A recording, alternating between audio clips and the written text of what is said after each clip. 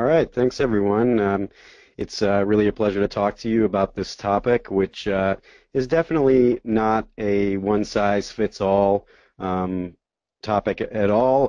But I know we can often draw parallels to from talking to other institutions, looking at other institutions, comparing them to ours, and at least trying to find a way forward by doing that. And I know that that was hugely important to our process as well. So again, my name is Evan Sanders. I'm the Associate Director of Curriculum Services at Harvard Medical School, where primarily I support and my team supports the core basic and social science curriculum. And we also have a hand in, I personally have a hand in most educational technology undertakings for our program. And just to give you a little bit of an idea of what my team does, we basically exist because here at Harvard Medical School, our core faculty are based at any number of affiliated teaching hospitals, but for the most part, they don't kind of sit in academic departments that are actually based here at the medical school that you might think would have administrative staff to actually help them with the logistics of their courses. So the Office of Curriculum Services, where I work, basically is the kind of logistical clearinghouse for the whole program, or at least the required courses in the program. And we handle all sorts of administrative wonders for our program, and it's a lot of fun. We've been using computer-based testing and specifically ExamSoft since the fall of 2014. So we're basically getting towards the end of our, well, it doesn't feel like the end yet, but almost heading towards the end of our second academic year using the product. And we've really had a lot of success with the platform. We started the process of moving towards computer-based testing in early 2014, and I'll be drawing from our experience with that process during this session today. And I might as well start really, as we often want to do, with the end, and really say that the main takeaway point for this session, as you might expect with most technology solutions, is that it's important to remember that no piece of technology will solve all your problems or achieve your goals through some type of magic or in some magical way. And I always believe that success with technology, and perhaps educational technology most of all, really comes with careful planning and a purposeful integration with your goals and operations. So in other words, I think it's really important to be realistic at all times, help others who work with you on any side of this process to do the same, and just try to keep that sensibility about you. So let's move along here. I didn't create a traditional kind of PowerPoint slideshow for this because I don't really think this process for planning to adopt computer-based testing is entirely linear. I'll go through these points, one at a time and try to keep it logical, but a lot of these steps, for lack of a better term, really occurred for us in a fairly free and overlapping and sort of concurrent way. So that's kind of why I decided to go with this fancy Prezi, or maybe not so fancy Prezi. So we'll move along here. I've narrowed down my kind of thinking about this process to these 6 points you see in this big circle here in the middle. And I think the one component that basically is in the right order is the first one, because without identifying goals, it's pretty hard to know whether, what you're actually trying to do with exam software, and that would go for, again, any piece of educational technology. So at Harvard Medical School, we really just asked ourselves at the beginning of this process, why do we even need to do this? And in a lot of respects, it was a reaction to a lot of pain points that we had been experiencing in the years, leading up to this. And I think it kind of overwhelmed us at one point, kind of in the year before, that it started to really seem more and more difficult to go about things in an old-fashioned way with respect to exams. Now, although we now actually have a completely redesigned curriculum in which we're going through our very first iteration of that, that's a story for another day. At the time we started this process, we were under our previous curriculum, which consisted of many short organ system-based blocks, which occurred in the first 2 years of medical school when students take their basic science courses before they go into their hospital rotations in the third year. And these courses were usually several weeks in length, but they could range to as much as 11 weeks, which was pretty rare, and could be as short as 3 days. So as you can imagine, I mean, each of these courses had distinct faculty course directors, And the pedagogy and administration behind our assessments were really pretty diverse. And at times that could be difficult to maintain. We had multiple choice exams, which had been most recently administered via Scantron bubble sheets, quite a few essay exams, which were pencil and paper, and our stacks of 170 exams, that's our class size, were often decollated, and sometimes as many as 20 pages would be part of an exam. They'd be sent out to faculty graders, returned to us to be alphabetized. We'd manually transcribe the scores from these pieces of paper to an Excel spreadsheet, put the exams back together, and then try to find a way for students to come in and review these. And so I imagine that some of you tuning into this who are, maybe at the beginning stages of this investigative process, if you're coming from the so-called old-fashioned model, this probably sounds familiar to you, especially if you work with large classes.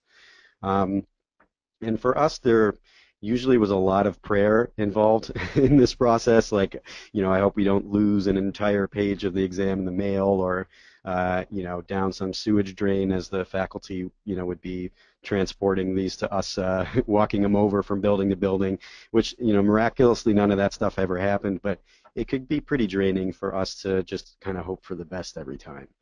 And of course, this really delayed the assessment process for faculty and the feedback for students, which, I think that's a lose-lose.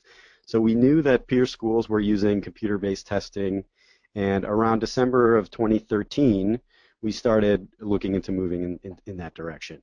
So I'll say we pretty much simultaneously started looking at specific products and gathering information from faculty, their interest in this to begin with, in general. And kind of back to my earlier point that a lot of these steps, especially early on, can be undertaken in a concurrent fashion, and maybe even farmed out to different people on your team, depending on how you're structured.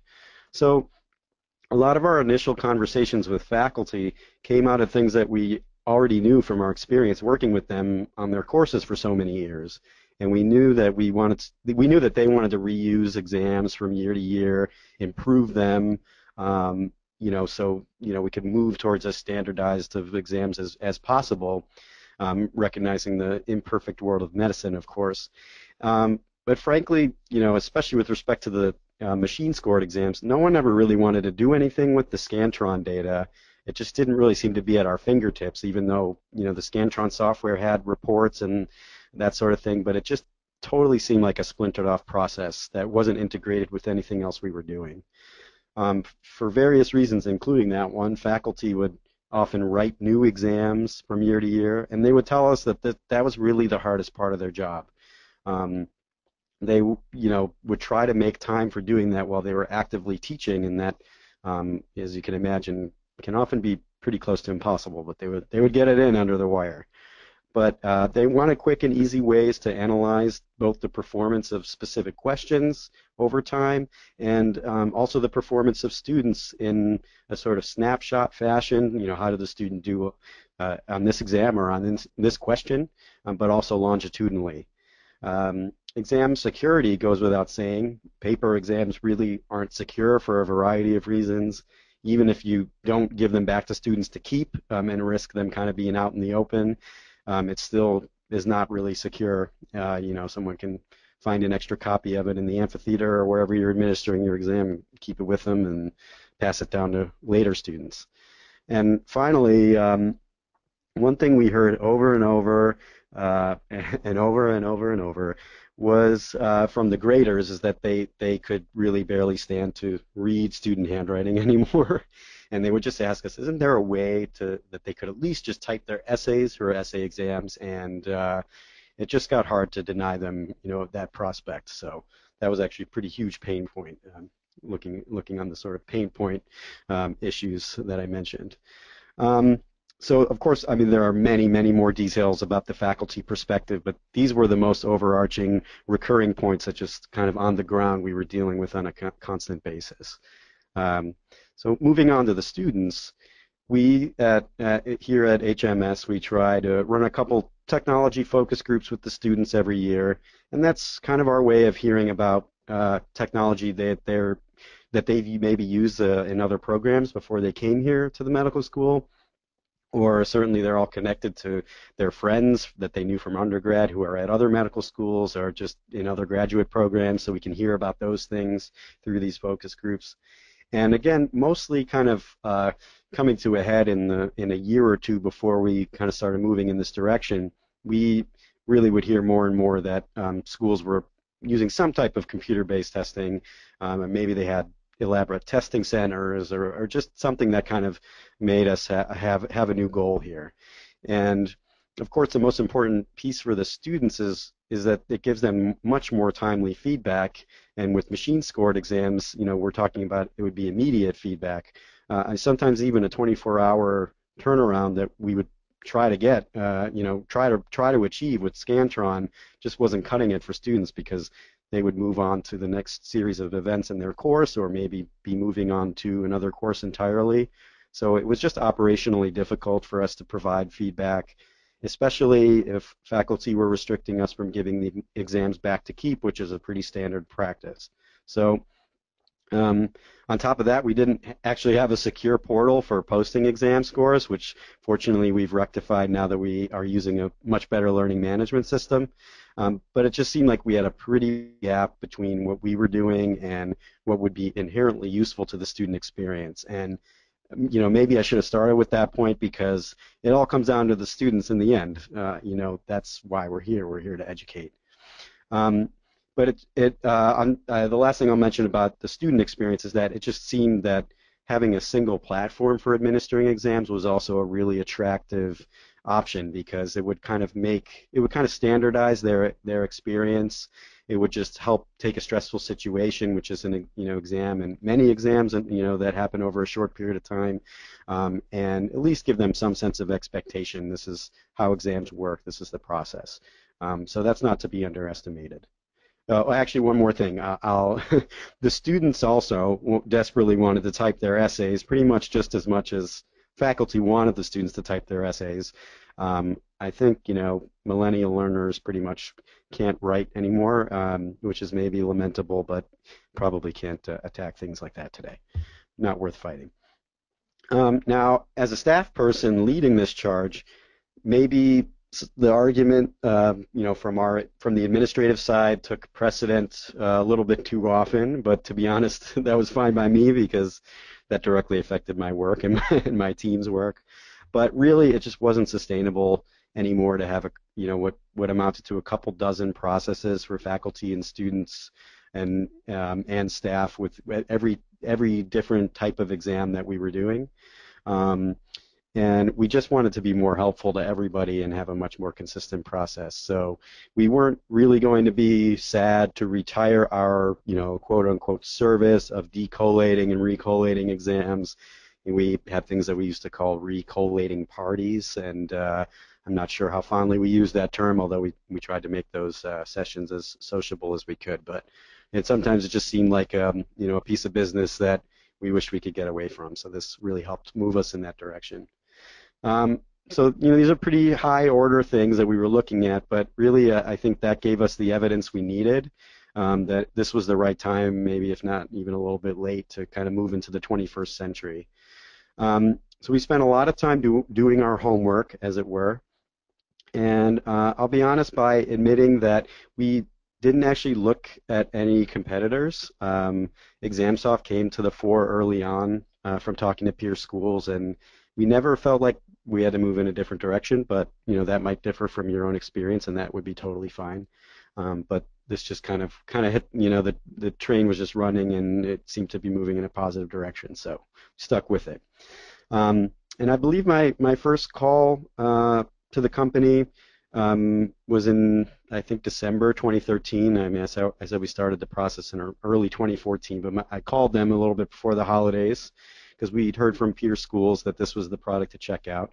But keep that date in mind, because I also said that we started implementing this in August 2014 or September 2014, and my first call was in December 2013. So just something to kind of keep in the back of your head, if not in the front, about timelines. I had a few product overviews on my own with one of the staff at ExamSoft and with my supervisor. She participated in these with me before talking about this too much in detail um, with the faculty, I guess. And I really wanted to be as far ahead of everyone as I could. So moving into the later phases of actually presenting the product or even just the idea of computer-based testing to faculty, I really wanted to go into that confidently so I wouldn't get too stymied by questions or just, why are we doing this or anything like that. I really wanted to have kind of come in already knowing where things were going to go. And I think that was the right move. Um, and plus, I just that way going into the later phases where we did demos with faculty, I was able to help, push the person giving the product demo in a direction that would be more consistent with the, our context here and what we were doing at our organization, so we didn't get like mired in things that just wouldn't be relevant and could potentially, derail the whole endeavor. So here are some of the things that we did in this kind of research phase. Um, I won't read them off to you. You can check them out. Um, but I'll say we really weren't shy about asking questions and talking through really specific challenges. For instance, we don't have a testing facility here at Harvard Medical School. Um, Previously, we'd only administered exams in large amphitheaters, and we knew this wasn't going to work with computer-based testing because of the way the space was configured, the furniture. We had power issues, namely that there wasn't power at every seat in the amphitheater, and that's problematic when you're trying to use electronic devices for long periods of time. And the staff at ExamSoft were incredibly helpful in allowing us to think through these challenges and drawing parallels from other schools they work with. And I really can't underestimate how valuable it is to, to be working with a company that really has a lot of clients, and pretty quickly they were able to draw on that. It wasn't always perfectly aligned with what we were talking about, but you could kind of assimilate a lot of that experience that you were hearing about into something that made sense for you. Um, we also talked to a couple peer schools who were already using the product. Uh, and we made sure to talk to one that was actually pretty early in the process. We talked to a school that uh, was had started working through, the early phase, but hadn't actually delivered any assessments yet. So it was good. They were, they had the process pretty fresh in their mind. So this led to a lot of lessons learned for us. Um, I think if we heard schools, people at other schools talking about problems with the software or problems with the process, we could often unpack that and figure out how to work around problems if we encountered similar things on our side or avoid them altogether. And it kind of made me remember that often with technology, people can kind of say, you know what, this doesn't work. It didn't work right. It's broken. It has a glitch. It has a bug. These are always kind of warning signs for me because a lot of times people use those terms incorrectly, and I'm not a computer programmer, but I really hesitate to use the term bug unless I really know it's a bug, and that's a specific thing, which if you don't know what it is, you can look that up and that'll make more sense. um, but often when someone says it doesn't work, it's more complicated than that. So when we heard from other schools about areas of this that they were struggling, that really gave us a bit of a course correction to make sure that we could figure out what actually was the root cause of that issue and probably sidestep it altogether. Um, I mean, I went into this process with the assumption that this would be a really large project, a huge culture shift for everybody on all sides of it, going back to our, three categories of stakeholders. And back to my earlier point, I didn't expect this to be magical. So talking to other schools was a reminder that a project can be very effortful, even if it's going exactly as intended. And your goal is obviously to reach a huge benefit later on. So you got to keep that in your sights. Um, Once we did all this background work, it was time to talk to the faculty and other senior staff about whether we should move ahead with this product. And our approach to this phase, you'll see it really echoes earlier points that I've made. Be realistic about the work involved, keep it relevant, be specific with your questions. The last point here on the screen, um, it was really important for me. The old adage, you can bring a horse to water, but the faculty and specifically our curriculum committees, they needed to be responsible for making the decision to move ahead with computer-based testing because it was a really big decision that we were trying to roll out at an organizational level, and it needed widespread buy-in. So I did help by making things as clear as possible for them, which circumstances were fairly consistent in our exam administration across courses, so everyone could approach this with some idea that, yes, there was a lot of common ground leading us down this path, so people wouldn't feel like, well, I'm kind of cool with it, but I don't really want to weigh in personally. We tried to set that stage and make it clear what our collective background was here so people would really want to engage in the process. So we finally did decide to adopt the product, or I wouldn't be talking to you today, I guess. And the decision was made in around the late spring of 2014, and we wanted to roll it out in 2014-15 academic year, knowing that the first exam was going to take place in September, I think it was, of 2014. So that meant that the summer would really be critical to the training process. So we moved into the training phase, and I picked kind of a right-hand man, and the two of us attended 4 web-based trainings together, which was kind of the standard training protocol. And they were really, really helpful, personalized. And I just felt strongly that I shouldn't be the only person who knew all the bells and whistles, or at least the ones that we were taking on early on with the product. And realistically, it just wasn't possible to ask everyone in my office who works on exams to drop everything and train on a pretty substantial product. They were all in the loop about what we were doing and what our timelines were, but I felt that it was essential to kind of phase people in a reasonable way. And by and large, we could attack this in an intuitive approach, because as staff kind of went through their their own personal responsibilities to the curriculum, they kind of naturally got phased in. Somebody might be working on a part of the curriculum that takes early fall, someone a little bit later in the fall. So there was a natural phasing in with this system, I thought. And so opportunities would just kind of naturally arise to train them on a lot of the things that myself and my colleague had learned over the summer. So yeah, I did kind of withhold a lot of responsibility in the beginning, which made me a little nervous, and probably others a little nervous in case something happened to me, I guess. But I just thought it was the better way than overwhelming people or expecting too much of everyone without a realistic expectation that they could succeed at it. So again, back to that, I'm a broken record here, but it's back to that it's not magic idea. But by halfway through the year, I'd say our staff who interacted with the system could do about 75% of what I knew how to do, or if not more than that. So it did kind of go in a natural way. So I think the last part here now on this screen is also important, leaving little to the imagination. You really, I think, should think through your exam experiences, assuming that you can use, if you haven't used computer-based testing at all, assume that you can use knowledge of your previous exams to inform your choices.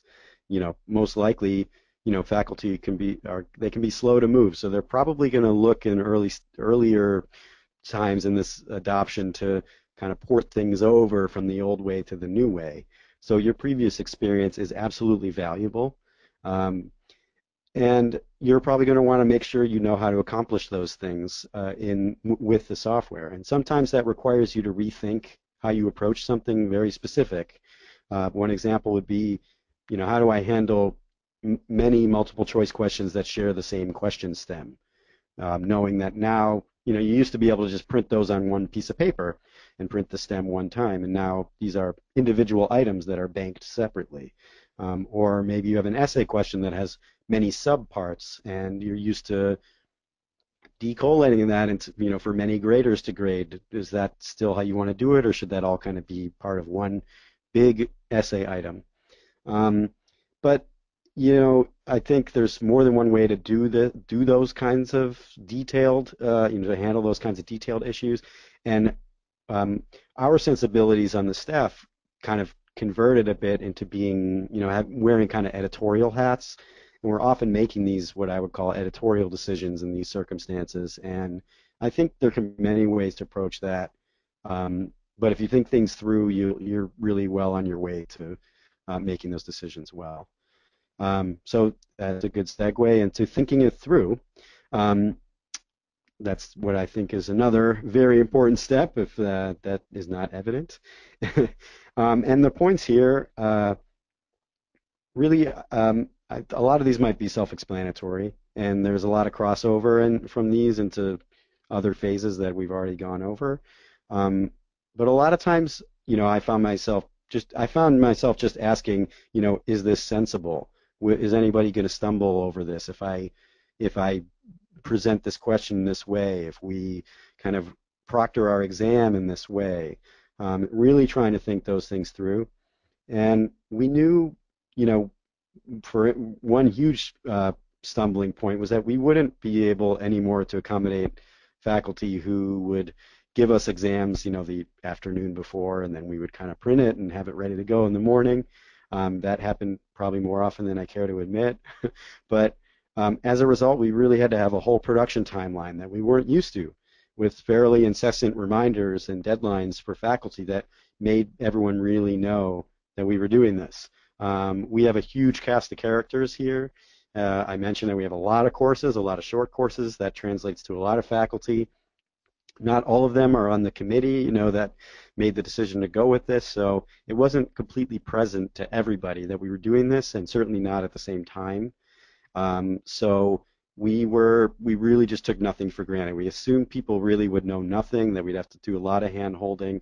But because we identified, a sort of production timeline for that early on, it just made that flesh out a lot easier down the road. And although it probably seemed, scary to each faculty member we would phase in, it became old hat to us, and we would get to know what kinds of questions people were going to have along the way, issues people might have with templates we were trying to use, just know the various approaches people were trying to take and be able to accommodate them as readily as possible. Another example is the test runs that we did in the summer. This is something that my staff did as far before students arrived as we could. And we staged a mock exam in what we ultimately decided would be our exam areas, which were actually underutilized spaces that had been used for wet labs here. And the benefits to this space were that students would have plenty of room to spread out, and they had power at each seat because those outlets were historically there to allow people to use microscopes, which were being used less and less now that everything's gone digital. But the challenges were that there are 4 of these spaces that students were divided into, and within each of those, there were 4 separated lab bays that were separated by walls. So we had immediate proctoring challenges in that we had to proctor in 4 spaces, and within each space it was really tough to make announcements without kind of having a single focal point in each space. But we knew that these were kind of just details. We knew it wasn't going to be perfect without a testing center, and we really tried hard to imagine how things would go on the exam day. I'm happy to say this paid off, and we even described a lot of this in detail to people we were working with to get trained at ExamSoft, and again, they really helped us draw parallels from other institutions and have some way forward. So I can't emphasize enough the importance of really moving through those steps. And engaging your colleagues too to get their opinions on whether things are going to work, because in the end it's kind of a collective best guess with some of that stuff. And some things aren't going to go as planned, and that's really okay. Being flexible is a virtue here. Again, especially with technology, because things happen. And I mentioned before there can be many ways to approach a problem.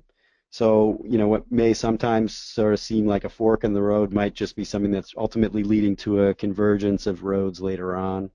And looking at these points, you'll notice again that I have a theme here of just being sensible, being realistic. Don't take on too much at once. Work on what you can really scale out and make consistent for your operation, and add more features as you go. I will say with ExamSoft in particular, it's a huge system. A lot of us are kind of used to working with sort of survey systems or audience response systems and things that and in a way have a similar sensibility to handling it, the technical aspect of it. Um, but I was glad that I tried to respect, kind of the enormity of an exam, of a computer-based testing platform and specifically ExamSoft, um, recognizing that it probably would do a lot of things that we weren't going to do right away. Maybe we wouldn't ever do because they're not relevant to our curriculum or our operation. So it's okay to kind of not be overwhelmed. You should not be overwhelmed because it's okay to ignore some things that don't seem really present to what you're doing. Um, so, uh, for us, I think one of our big challenges was that we had a bring your own device curriculum. So we're not administering, we're not doling out laptops that are centrally maintained. So we knew we would have students whose devices wouldn't meet system requirements. Maybe they used to, but then they did some update they weren't supposed to do, so now it doesn't anymore. And those things can happen overnight, literally between the day before an exam and the day of an exam. Things can crash. So having backup plans is hugely important. And one big backup plan for us is recognizing that we were going to have backup machines. So that was a point of collaboration with our IT department. Again, something that uh, had to happen months in advance. And it was actually a really fun collaboration because, the IT team was really excited about expanding their reach into the actual kind of educational enterprise. Um, so we knew we would have to have devices on hand, and that worked out okay. And we're continuing with those plans today. Another backup plan that I'm happy to say we only had to do for the very, very first exam we administered on ExamSoft was to print hard copies for each student in case we really messed something up that we just could not have predicted. Uh, we were pretty sure that wasn't going to happen, and I'm proud to say we didn't need to have done that. But honestly, it just was a huge peace of mind for everyone. We taken that initial step, that leap, I guess it was. I'm sorry to the trees in that case, but we did recycle them. So I hope this kind of gives you a framework for really just the various thought processes I had and tried to, centralize around again, a big cast of characters. Um, I'm sure this would go differently at many different schools, but the important things are to be mindful and realistic. And this is, of course, an ongoing process for us. But we're really pleased with how it's gone so far. And we're in our second academic year, so we're starting to capitalize now on that initial load of work that occurs in the first year. Certainly, like the whole kind of setup of things doesn't happen again and again and again. It does in little ways, but at a macro level, if you do it right, it could pretty much happen once, at least for your program. So now that we're in that area where we're going to start to see like real economies of scale, that's been really pleasing, I think, for everyone. And this is probably where the faculty will start to get most thankful of all. So it's exciting for us. So yeah, I hope this kind of at a glance is helpful to you. I'll definitely take questions now about anything I talked about, or I'm also happy to talk more about what's going on in the kind of live phase because I mostly focused on the kind of adoption and implementation phase here. Um, but yeah, thank you all for being a part of this, and I'll now look forward to your questions. Well, thank you very much, Evan. We have a few questions in, but just a reminder to everybody else, on the right-hand side of your screen in the GoToWebinar control panel, if you need to, or if you would like to type in a question, please feel free to do so. We'll start off with the first one here. Did you do a phased in implementation or a shotgun start? It was a shotgun start. We definitely didn't have, a situation where we had, some courses that were still on paper and some, electronic. Uh, it, I think it was the right way to go though, because living in two worlds would be really hard. I mean, that said, if you're someone who works with multiple programs, um, where there's a clearer segmentation, you might be able to implement it for one program and not another. Thank you. We have two that are kind of similar, so I'm gonna kind of combine them. How did you determine the number of backup machines to have on hand, and do you still print a few hard copies for each exam? That's also a great question.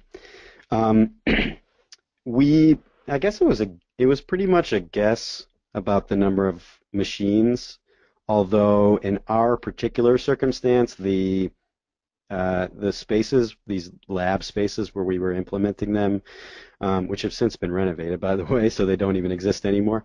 Um, they already had computers there, and we just elected, they were desktops, so we had those configured to be backup exams because they were right there. Um,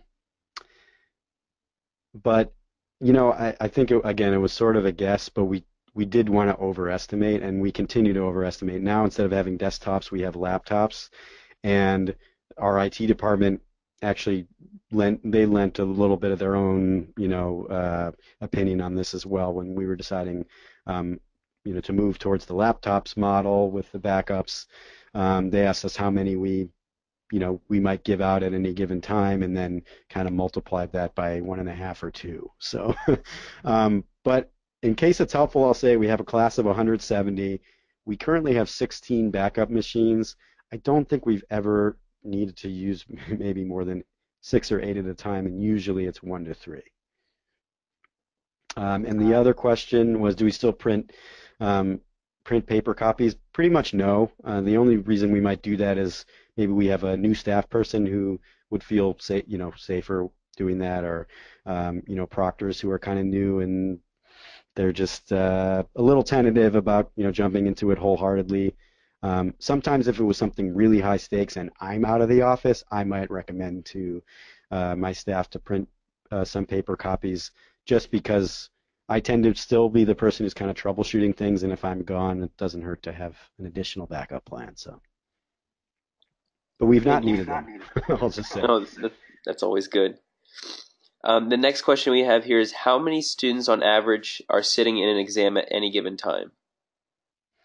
At our institution, again, it's that 170 number. That's our class size, and everybody takes exams at the same time. I'm not saying that's the best way or the only way to administer exams, but that's how we've always done it here, and we're continuing to do it that way. We do have makeup exams that occur, so students who miss because they're ill or some other excused reason, there could be one or more students that do have to have a separate administration of the same exam on a later date. So. Thank you. Our next question here is how far in advance do faculty submit their questions for the exams now? Wonderful question. Probably the key, really, to your success here. Um, it's widely variable for us, again, because we have such a huge cast of characters. I think the more faculty use it, the more they'll understand why it's important to do things in advance, but also the faster they might be with using templates, or if they're reusing questions, that's just going to make for a faster process. Um, So again, kind of a broken record. Just what I said before, we went with the best guess, but we decided to have a sort of have a rollout plan of contacting faculty 2 months before an exam, even if it was like a quiz, if it was going to be their first time, with this process, and telling them, hey, this is coming up. This is a huge change for us. And a month later, we would say, we're checking in again. We actually had already set a deadline of 2 weeks before the exam. So a month after that, so this is now a month before the exam, we would check in again, say, hey, you're coming up on 2 weeks before your deadline. And then a week before that, we would remind again if they hadn't done it. And for the most part, we were able to get people to do things 2 weeks in advance. Again, medicine can be imprecise. There's a lot of new medical knowledge that comes every year, especially in certain content areas, and people will tell us it's literally impossible to write an exam, or at least the entirety of an exam 2 weeks before, because we're doing things that are really up to the minute. We have a course that's based on current healthcare policy, so how could we do something 2 months in advance? And that's understandable. But by kind of prodding them a little bit, even if they would get things into us a week before, when we asked for it 2 weeks before, we could accommodate that, because that's still like a good couple business days for you to work with the questions, a good couple business days to troubleshoot, and then still another business day or two to get all the posting and delivery of that assessment underway. So maybe not ideal, but it worked out fine. Um, I certainly don't see a problem with early and often as being your mantra for reminders. And yeah, it did work for us. And now, again, we have things that kind of we've used already, so we can check. We probably don't have to check in with people 2 months in advance anymore. We're also faster with the system. We're better at it. We can probably contact them a month before and be just fine. Thank you. Our next question here, I'm gonna I think they meant something else, but I'm gonna say it. If I say this incorrectly, please write the question back again. Do you tag the questions for exams? If so, who does the tagging? The faculty, or is there a central group to ensure consistency of categorization?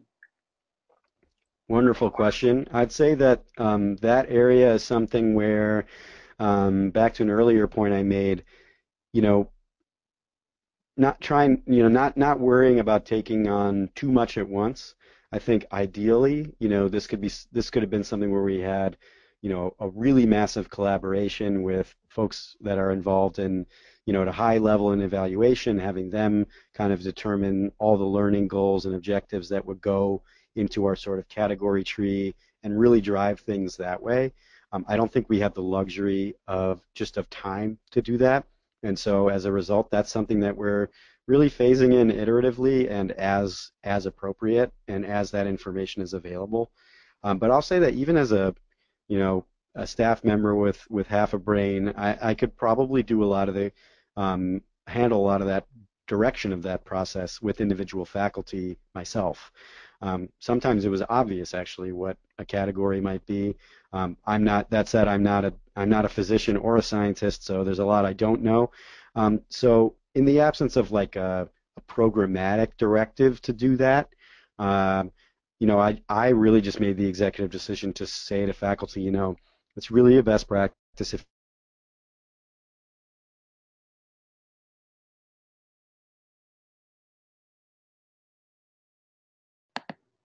I think we lost our presenter here right now. I'm going to see if we can get him back online. If not, then we're going to have to wrap up this webinar. But if we are not able to get the presenter back on here, I will reach out to our presenter here with the questions that we still have in the hopper here and see if he will gladly answer them. uh, Oh, Evan, are you back with us? oh, sorry, did you lose me? Sorry, we lost you there just briefly. Oh, sorry. What was the last thing I said? It was literally just you were just now starting to answer or get into the question. Or Oh no. I'll remember what I said. Sorry about that. I don't know what happened. So yeah, I was saying that we didn't really have the luxury of kind of having this big programmatic directive to have a category structure. I think really it just came down to time. Our main driver for implementing this system was operational. Like we wanted to just not, we wanted to get away from paper-based exams, and everything else was going to be, kind of an added benefit. So it's back to my earlier point of, you know, doing things in phases as appropriate and not necessarily having to take on all features at once. But that said, I was able to drive some type of category structure myself with the faculty, and I could at least impress upon the faculty that it's important to go at least use some broad categories with your questions. At the very least, you'll be able to, a year from now, look back and have a good way to, navigate what's going to become a gigantic. That's another marker of, performance analysis. If we're not giving exams back, but we can post a report for them through ExamSoft that says, okay, you're not going to see each individual question, but here's how you did along these, categories, which ideally are learning objectives. So, long story short, it's something that we're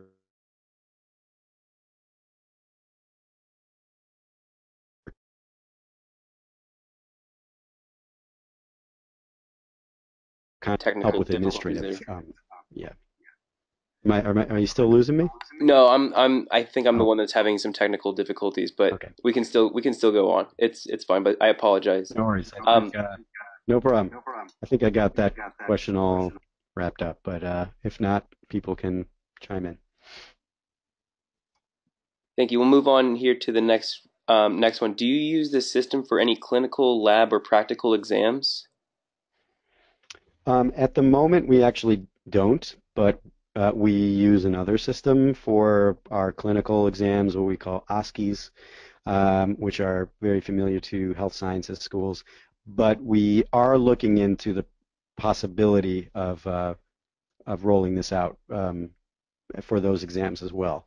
Kind of still in investigative mode for that because we've been using another system. It didn't seem immediately uh, you know, uh, the best way forward to use ExamSoft, but certainly we can envision a whole lot of reasons why it would be very powerful to have everything in one place. And I know a lot of schools do use ExamSoft for those purposes, and I'm sure you can be put in touch with resources that can, you know, help you with that in more detail. Thank you. Our next question we have here is, did you have any difficulties with students understanding new processes or not following instructions?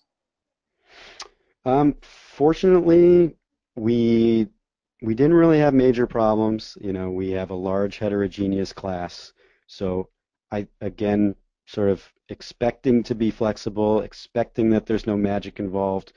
If you have 170 people, there is no way you won't have at least one person who identifies a problem. So we use the same kind of incessant reminders and planning for students as we did for faculty. Even for pre-matriculated students, we were going after them in the summer, like basically as soon as we had access to contact the admitted class, we were telling them this is now a course, a school requirement, and it was formalized into academic policy even. So that's actually an important point to make.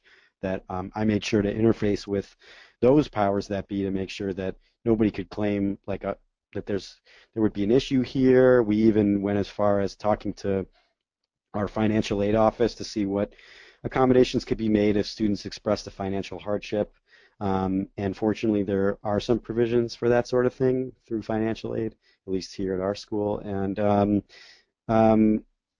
what else did I want to say about that? I think we were able to deal with the outliers. Having backup machines is good, but it also I think students don't really like to use a backup machine, so if they do that for a while, it probably hits a little bit closer to home that they need to get up and running. Our main issue with the very first year, which we did not experience again in the second year, was that we had a class of rising second years, so people who had already been here for a year, who did not have a computer requirement, and although like they had minimal device requirements, there was not a specific set of requirements that would ensure they met the system requirements for ExamSoft. So we had to be a little bit sensitive to that. That's again why early planning was important. But some students might have come in the first year with laptops that they bought when they were a first year as an undergrad. So now we're talking about like they're getting into dinosaur mode. So we wanted to be accommodating. We had our backup plans, but even with this large heterogeneous class, we did not experience many issues. Thank you. I have two similar questions here. Did individual instructors import their old paper exams into the system, or did they just start from scratch and import them, or just create the exams from scratch? We had a combination of all these things. So certainly we had courses that wanted to reuse an exam in its entirety. So there was some type of import or manual entry process.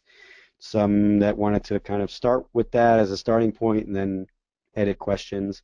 Um, so yeah, there was a huge spectrum, but I maybe this is a good time for me to mention that my department, and this I know is not done everywhere and might not work for you, but my department really holds all responsibility for what's going on administratively in ExamSoft, with the exception of grading, I guess, because faculty have to do that. But the item banking, the revisions, all that, the imports, all this stuff, my staff is doing that. again, because we're the kind of clearinghouse, the logistical clearinghouse for the program. Frankly, our faculty are a bit too spread out organizationally to expect that they could have a universal approach to that. Um, that may work fine in other programs, or I think you could envision what organizational structure is right for you. Maybe you have academic departments, and within those academic departments you have administrators, and those administrators can be kind of a team that helps keep up pretty large beasts from becoming disorganized. For us, we are that team. So faculty actually aren't interacting with the system a heck of a lot, and at our institution, I think they're pretty thankful for that. But that's not a word to the wise or anything. I think that this could be widely variable across organizations. Thank you very much. We have another question here. How much pushback was there from faculty and how was it dealt with? Um, the pushback probably mostly came just from anxiety or uncertainty because we, had kind of gone through this goal identification step, and we knew what faculty wanted to do. It was a little bit of PR. I mean, like sometimes perception is reality. So um, I don't want to say we didn't didn't kind of lead people down a certain path. Uh, we were open to feedback, but we made it pretty, we tried to make sure everyone knew like this is the page we were on here. People definitely wanted to do all these things. They weren't satisfied with how it was going before.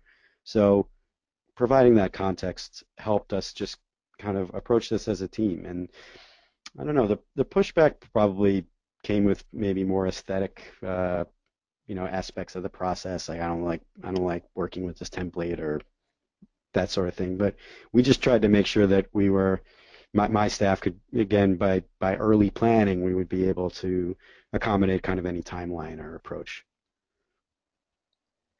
Thank you very much. Our next question here is, do you have any tips on how to organize the filing cabinet or structure in the system?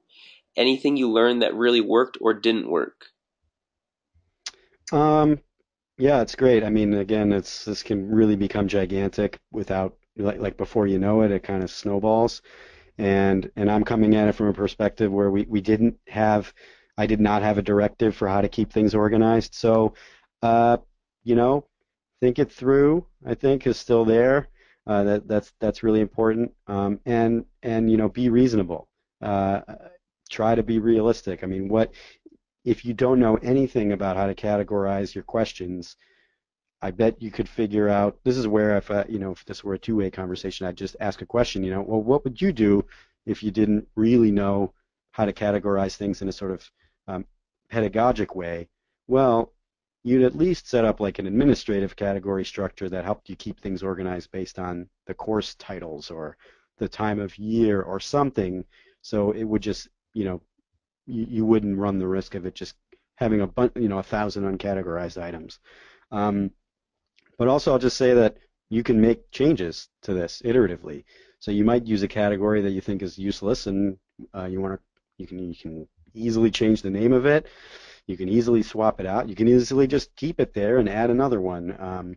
And depending on how much you already know about ExamSoft in particular, you know, you would be happy to learn that you can have as many categories as you want per question. You can really drill down things. So it probably will work for you even if you're only using it in a very kind of high level way. I don't know if that really answers your question because it's hard without getting specific, but Thank you very much. We have another question here. If you could go back to December 2013 and give yourself advice, knowing what you know now, what would that advice be? ooh, I wanna give some thought to this. Um,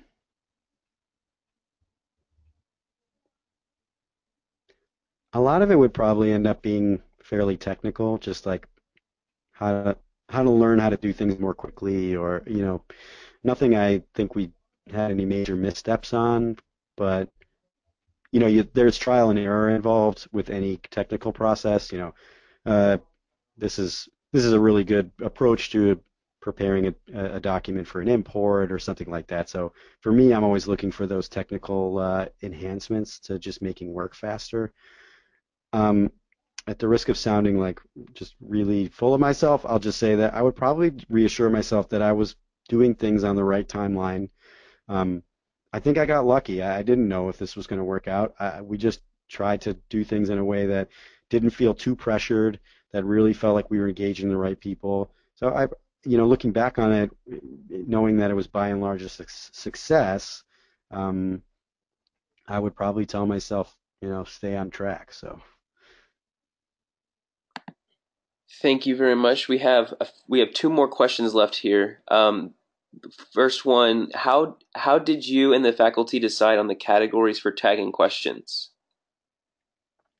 So yeah, I mean, again, I think a lot of this happened in the beginning with just me kind of making editorial or executive decisions. At the very least, I said like everything should be tagged with the name of the course or the primary subject matter of the course. And then, as part of our reminder process, and I said we reached out 2 months before, 1 month before, 2 weeks before, 1 week before. As part of that language, we told them you can categorize your questions. You don't have to, in this really big ramp up year, but here's the work that you'll save in the future, or here are the goals you can meet in the future by doing this now. So we had a spectrum of adherence to that. We still do, frankly. But I also think that when we do take a more committed approach to kind of integrating our category structure online with what is actually like our system of learning objectives here for our program, it'll be a lot easier because we'll just kind of know how things work and we'll probably be able to delve into it. Thank you. And then our last question we have here is the grading and data analysis, is it completed within the software or do you extract it and complete it separately? And then do you also cover the results of the release as well? Um, do we cover the results of the release? What does that mean exactly? Maybe I can get some clarity on that. But back to the first question um, about data and analysis, it's all really done in the system. At least the the analysis that you would think will be should be most readily available to faculty and students. Um, you're gonna attack a lot just by students knowing their score and basic statistics of the class. It could do a whole lot more than that. You have customized reports. You have a lot of statistics about item performance. So if you work with any statisticians or you are a statistician, it gives you some basic statistics, but then of course you have raw data. You can have data about how much time people are spending on questions, all that stuff. So it really depends how deep you want to go. We're not kind of in that deep dive right now, but the fact that especially with a machine scored exam, within a couple minutes of finishing, of the whole class finishing, literally within a couple minutes, we can generate that report. We can send a PDF report to anyone who's not, uh, involved with the system itself. And posting reports for students is really great as well. So. Okay, so the second, I got more clarification on that second part. It was pretty much how do you handle the exam reviews with the students? Do you release the results to the students? Yeah, great question. This is actually something we still have a spectrum of experience, and we're still struggling with a little bit the absence probably of a testing facility. Some faculty still do give exams back, and they just plan to write a new exam year after year because they know once the exam's out there, that's it. And that's just their choice that's how they want to use the exam as an educational tool. And that's by and large the easiest thing to do because with a couple clicks, that report can be available for students, which would include the entire exam itself. For exams that we don't give back, well, the first way to go about this is to use the secure review feature in ExamSoft or the application that students use called SoftTest. Works again particularly well for machine scored exams, for multiple choice exams, because while they're still at the exam itself, they can review the questions and see the correct answers, but they're still in that locked down secure environment, so they can't take screenshots, they can't save anything, and they get immediate feedback. Not, they don't just see the correct answers, but they see how they answered, and they can compare. So we've adopted into our exam administration process that there needs to be time for that, and nobody really fights back on that. Sometimes we have to kind of make, tweak a little bit, like how long an exam is, to make sure there's time to do that. It's still challenging for essay exams that are graded after the fact, and we want students to be able to read the essay grade or comments. And right now we can have students come into the office, and the sort of foolproof way is we can print out a report for students to review. As you can imagine, there's just a lot of operational challenges with this, but it's what we're doing so far. We did it before, before we had computer-based testing, so it wasn't like a huge stretch, but we would like to try to find like a scalable, just operational process for our office where we could capitalize on the digital nature of things but not lose the security. And I know there are ways to do it. It's just it can be hard sometimes based on your own set of realities. So I welcome feedback from anyone else who's already done this to know what they're doing in these circumstances. Awesome. Well, thank you very much, Evan, for that wonderful presentation. I just have a quick reminder for everyone. As soon as you close out of the GoToWebinar control panel, you will have a quick survey pop up. It's only 5 questions long. We would appreciate your feedback. Thank you all, and the recording for this presentation will be available within the next few days and will be emailed to you all directly. Thank you very much for everybody's time, and have a wonderful day. Wonderful day. Thanks, everyone.